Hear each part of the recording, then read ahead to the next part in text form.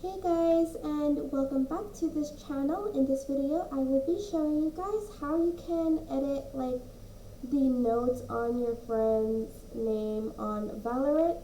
So for instance, they have a lot of usernames that they change every month, and you can't keep up on who's who because I've been there before. So go to your friends list, and I'm just going to go here, right click and select edit friend note. Oops. This is me, so I'm just going to write my name and just press enter. And as you can see, there is this friend note right here which shows you the name of the person who owns that account, so you don't have to be confused anymore on who's who. And that's pretty much how you can edit your friend's note in Valorant.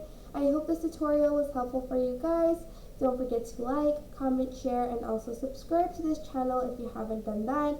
If you have any questions, just leave it in the comment section down below, and I will try my best to answer them all. Thank you so much for watching. Bye!